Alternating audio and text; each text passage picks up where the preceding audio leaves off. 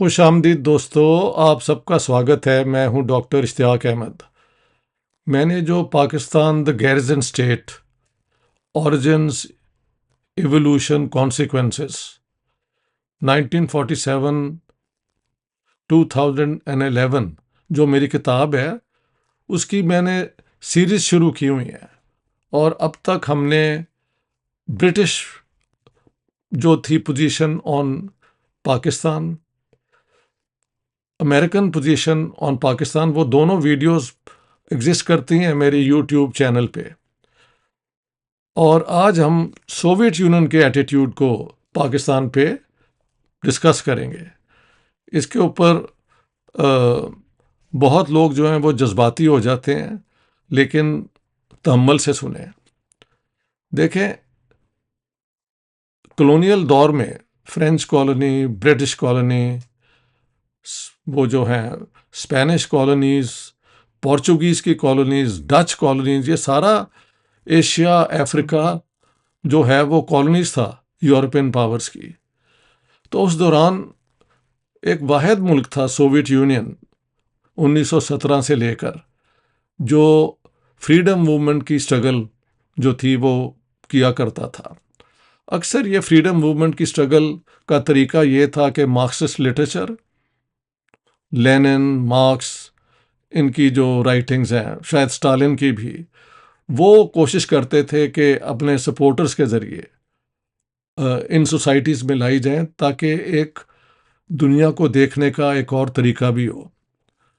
और हिंदुस्तान के हवाले से सोवियत यूनियन के साथ रेवोल्यूशन के एकदम बाद हिंदुस्तान से कई लोग जो हैं वो रूस पहुंचे, मुसलमान, हिंदू, सिख। मैं तीनों को मिल चुका हूँ एक ज़माने में, लॉन्ग टाइम अगो। जो कुछ तो खिलाफत मूवमेंट से जब वो ख़त्म हुई तो then they moved into Central Asia, वहाँ से ये पहुँच गए मॉस्को, और फिर इनकलाब का पैगाम लेके ये वापस आए। थ्योरेटिकली भी ज़रा समझने की ज़रूरत है। कार्ल मार्क्स ने जो लिखा था इंडिया के ऊपर, तो वो उसकी क्लासिक स्टेटमेंट है। England has two missions in India, one laying the one destroying the basis of the old order, and two laying foundations of the new one। यानी डायलेक्टिकल, एक डिस्ट्रक्टिव, एक कंस्ट्रक्टिव। जो मार्क्स का style था ना dialectics को इस्तेमाल करते हुए, तो कॉलोनियलिज्म को जस्टिफाई नहीं था किया। कहा था कि अगर कॉलोनियलिज्म ना आए तो ये सोसाइटीज़ आगे प्रॉपर्टी, मसलन प्राइवेट प्रॉपर्टी नहीं थी इंडिया के अंदर, and this is true. Marks ने एक सिक्स्थ अपना वो स्टेज भी बनाई थी ना, एशियाटिक मोड ऑफ प्रोडक्शन, जहाँ पे उसकी आर्गुमेंट थी कि स्टेट जो है एशिया में, चाइना में और इंडिया में, वो इतनी ताकतवर है कि जो काम लोग करते हैं या जो गवर्नमेंट के एजेंट्स होते हैं, वो स्टेट की रहमो करम पे होते हैं। इसलिए क्योंकि प्राइवेट प्रॉपर्टी नहीं होती, सारी प्रॉपर्टी जो है वो स्टेट ओन करती है। और ये मुगलों के दौर तक तो यही रहा ना। The owner of the land was the ruler, representing, theoretically speaking, शरिया के मुताबिक गॉड, के गॉड के ज़रिए, God is the owner, the king is the protector of that.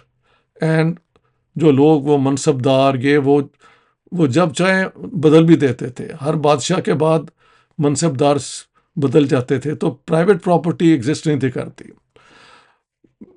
और मार्क्स का ख्याल था कि प्राइवेट प्रॉपर्टी जब आएगी तो फिर क्लास सोसाइटी इंडिया में इंट्रोड्यूस होगी। कुछ लोग कहते हैं कि ये उनका थीसिस गलत था, कुछ कहते हैं कि यही दुरुस्त है।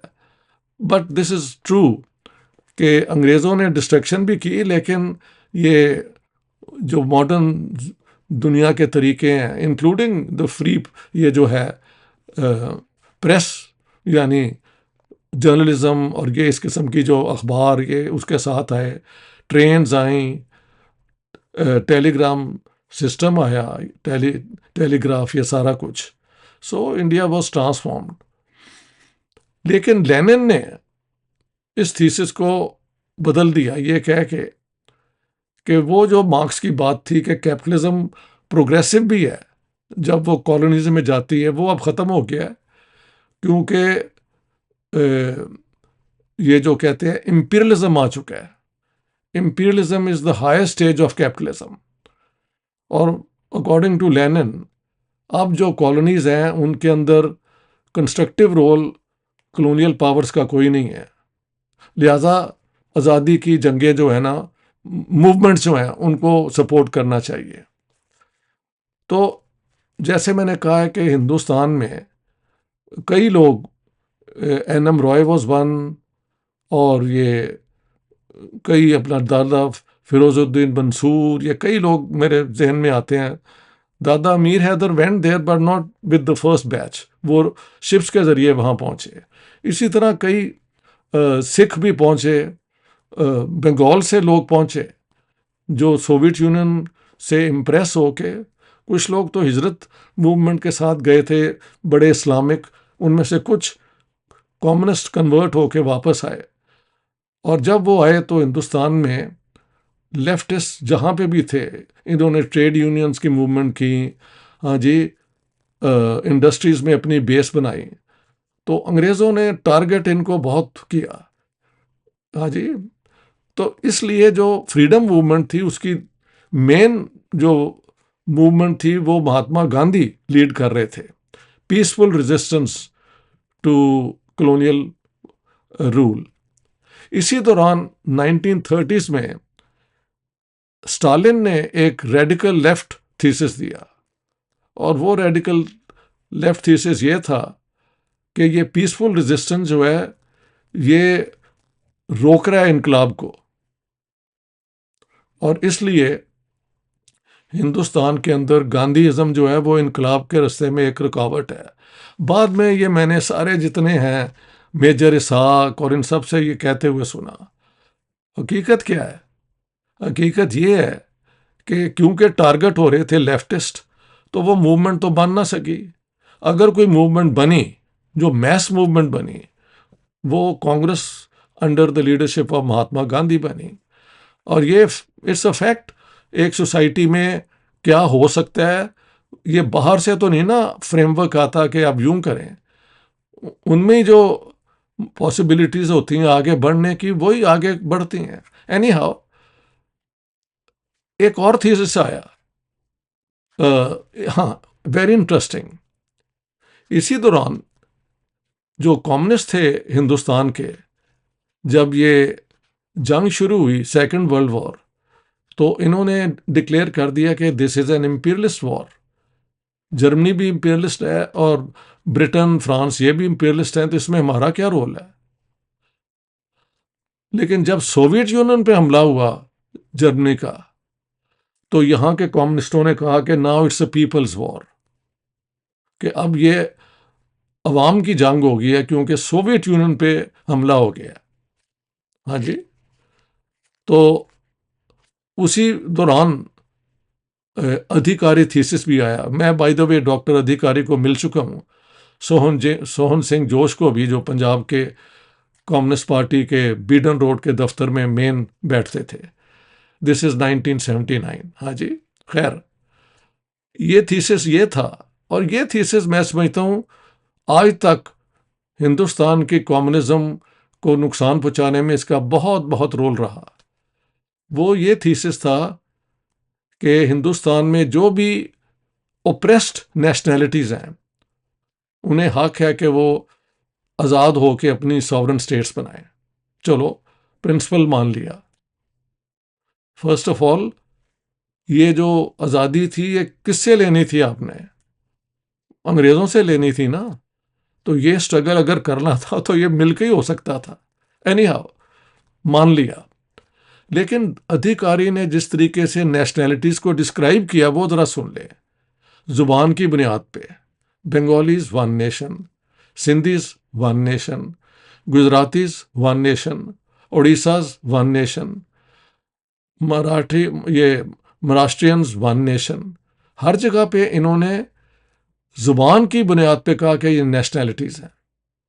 But when it came to Punjab, very interesting, वहाँ पर इनका स्टैंड हो गया कि Muslims are an oppressed nationality, Sikhs are an oppressed nationality, तो अगर ये चाहें अपना आज़ाद मुल्क बनाना तो वो भी ठीक है।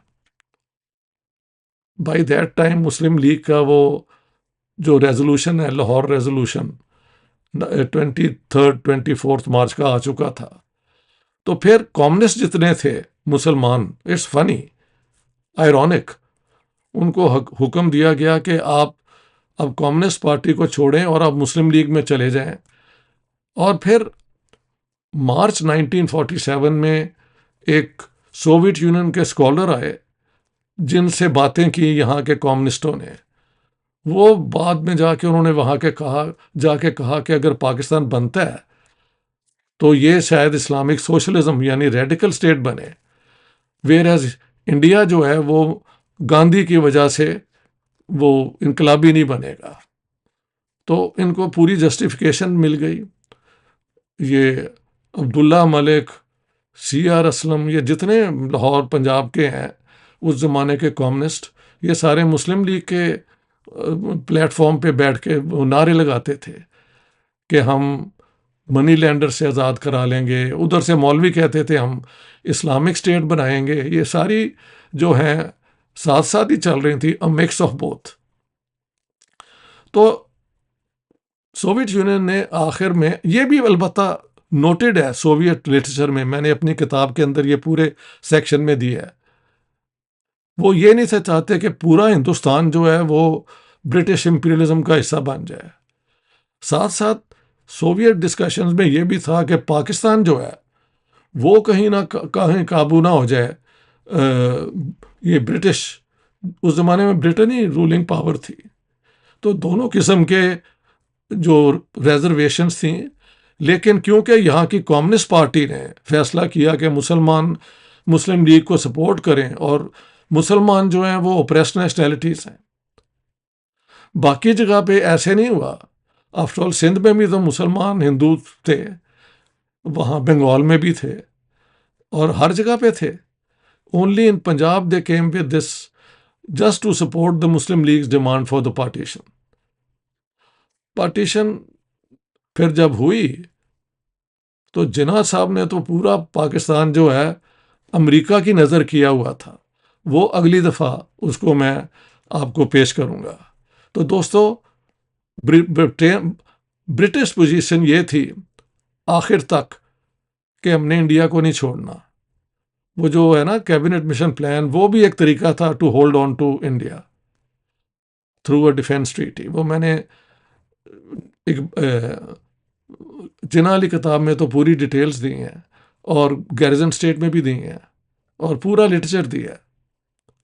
अगर वो कामयाब नहीं हुआ और फिर पाकिस्तान के हक में ओपिनियन अंग्रेज़ों की बनती गई, वो भी पूरा लिटरेचर मैंने दिया है कि अगर पार्टीशन होती है तो Jinnah Sahab has shown an interest in joining the Commonwealth, whereas Hindustan में decide to remain independent and sovereign. It's all in the British transfer of power. वो 12 के 12 वॉल्यूम पीछे, पता नहीं आपको नज़र आ रहे हैं, ट्रांसफ़र ऑफ पावर के मेरे पास है। So everything is verifiable. तो उन्होंने फिर पाकिस्तान बनाने का फैसला किया। जिन्ना साहब चाहते ये थे। एक अमेरिकन पोजीशन वेरी इंटरेस्टिंग, उन्होंने पाकिस्तान के आइडिया को रिजेक्ट किया, कहा कि ये एक रिएक्शनरी आइडिया है। और जिन्ना का जो महल लाइफ पे या टाइम पे पिक्चर है वो है कि a man hungry for power, a divisive man, ये उनकी वर्डिंग्स हैं टाइटल के ऊपर। लेकिन जिन्ना साहब ने इस कहानी को भेजा कि आप कहें कि नहीं, हम we will be your best bet in South Asia and in the Middle East, जहाँ पे हमारे रिश्ते हैं मजहबी। हाँ जी। फिर भी जब पाकिस्तान खैर बन गया तो उन्होंने फिर सिर्फ एक टेलीग्राम मुबारकबाद की दी। But America was oppose to the creation of Pakistan. They wanted a united India which would be secular and democratic, और एशिया में वो कम्युनिज्म को रोकने के लिए, चाइनीज़ कम्युनिज्म को रोकने के लिए एक डेमोक्रेटिक ऑल्टरनेटिव होगा। सोवियत यूनियन की पोजीशन मैंने आज आपको बता दी है कि अधिकारी थीसिस के बाद कम्युनिस्टों को कहा गया जो मुसलमान है कि वो मुस्लिम लीग को सपोर्ट करें। वो जो थीसिस है नेशनैलिटीज़ का, इंतहाई बेकार थीसिस है। आप बंगालियों को, मराठियों को, मराठों को, मराठे यार, महाराष्ट्रियंस को, गुजरातियों को, हर जगह पे मुसलमान भी हैं, हिंदू भी हैं, सो भी है। वहाँ पे तो आप ज़ुबान की बुनियाद पे नेशनैलिटीज़ बना रहे हैं। When it comes to Punjab, तो आपने मुसलमान भी एक नेशनैलिटी बना दिया और सिखों को भी बना दिया। व्हाट अबाउट पंजाबी हिंदूज, उनका जिक्र ही नहीं कहीं।